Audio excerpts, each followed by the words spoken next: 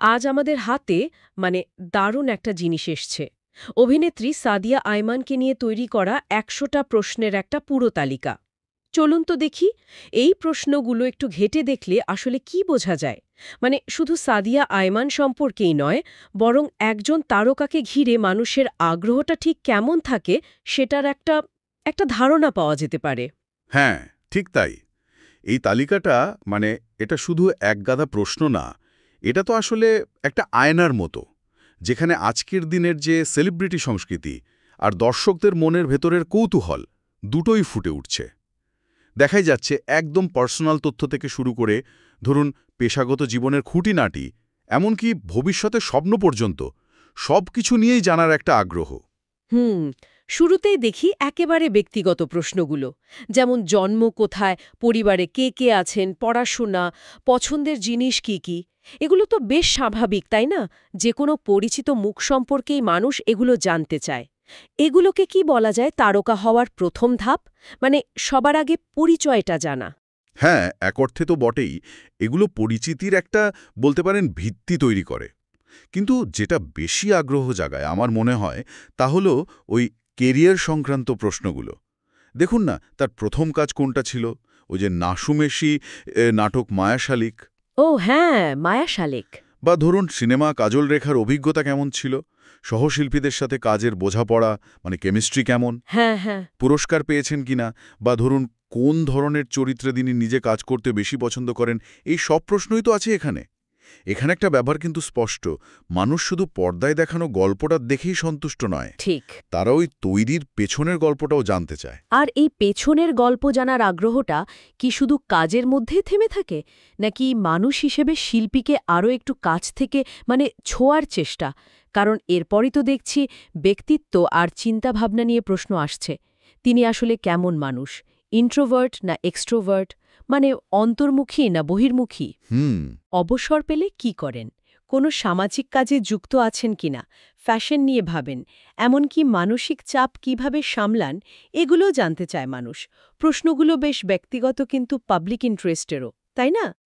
এখানেই তো আধুনিক তারকা সংস্কৃতির মজাটা। দেখুন, পর্দার চরিত্র আর বাস্তব মানুষটার মধ্যেকার যে সংযোগ বা ধরুন পার্থক্য, সেটা নিয়ে দর্শকদের একটা স্বাভাবিক কৌতূহল থাকেই। আর এই কৌতূহলটা আরও বাড়ে যখন গসিপ বা একটু বিতর্কিত বিষয়গুলো সামনে আসে। আচ্ছা।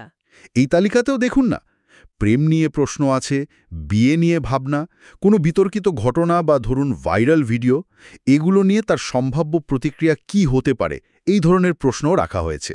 ও, তাই নাকি? হ্যাঁ, এটা কিন্তু বর্তমান যে অনলাইন সংস্কৃতি তারই একটা সরাসরি প্রতিফলন, যেখানে ব্যক্তিগত জীবনের কাটাছেঁড়াটাও যেন বিনোদনের একটা অংশ হয়ে দাঁড়িয়েছে। বা তারকা পরিচিতির একটা অংশ হয়ে দাঁড়িয়েছে আজকাল। ভক্তরা হয়তো জানতে চান তাদের প্রিয় তারকা এসব কিভাবে সামলান। এটা বেশ ইন্টারেস্টিং যে এই প্রশ্নগুলো তালিকায় জায়গা করে নিয়েছে। অবশ্যই। এবং এটা শুধু ব্যক্তি সাদিয়া আয়ামানকে নিয়ে নয়, আমার মনে হয় এটা এখন যে কোনো পাবলিক ফিগারের ক্ষেত্রেই প্রযোজ্য। আর সবশেষে দেখুন, ভবিষ্যতের দিকেও কিন্তু তাকানো হয়েছে। হুম। ভবিষ্যতে তিনি কি ধরনের কাজ করতে চান, আন্তর্জাতিক প্ল্যাটফর্মে কাজ করার স্বপ্ন দেখেন কিনা, বা যারা নতুন এই পথে আসতে চায় তাদের জন্য তার কোনো পরামর্শ আছে কিনা, এগুলোও বাদ যায়নি। তাহলে দেখুন, এই যে ১০০টা প্রশ্ন, এটা আসলে শুধু তথ্যের ভাণ্ডার নয়, না, না। এটা একজন তারকার পুরো জীবন বৃত্তান্তকে ঘিরে সাধারণ মানুষের যে একটা মানে বহুমাত্রিক আগ্রহ, সেটার একটা সম্পূর্ণ চিত্র তুলে ধরে। তার মানে এই প্রশ্নগুলো তৈরিই করা হয়েছে হয়তো বিভিন্ন প্ল্যাটফর্মে ব্যবহারের কথা মাথায় রেখে, যেমন ধরুন সাক্ষাৎকার, ব্লগ, ফ্যান পেজ, এইসব আর কি। এটা বোঝায় যে আজকের যুগে একজন তারকার পরিচিতি শুধু সিনেমা বা নাটকের পর্দায় আটকেনি, একদম তা নানা মাধ্যমে ছড়িয়ে পড়ছে। ঠিক তাই। আর এখানেই কিন্তু মূল বিষয়টা আরও স্পষ্ট হচ্ছে, তাই না? আজকের দর্শকরা শুধু শিল্পীর কাজ বা অভিনয় দেখেই কিন্তু থামতে চান না। তারা শিল্পীর জীবন দর্শন, তার ব্যক্তিত্ব, তার চিন্তাভাবনা, এই সব কিছু মিলিয়ে একটা একটা সামগ্রিক ধারণা পেতে চান। হ্যাঁ, পর্দার তারকা আর বাস্তব মানুষটাকে তারা একসাথেই বুঝতে চান। একদম। তাহলে এই ১০০টি প্রশ্নের তালিকা আমাদের এটাই দেখালো যে তারকা এবং দর্শকদের সম্পর্কটা এখন আরও অনেক বেশি মানে স্তরযুক্ত, আরও বেশি পার্সোনাল হয়ে উঠছে ব্যাপারটা।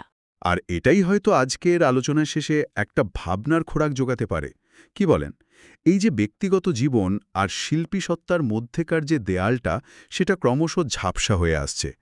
আজকের এই ডিজিটাল যুগে দাঁড়িয়ে এই সীমানাটা ধরে রাখা কতটা জরুরি বা আদৌ কি সম্ভব, এটা নিয়ে শ্রোতারা নিজেরা একটু ভাবতেই পারেন।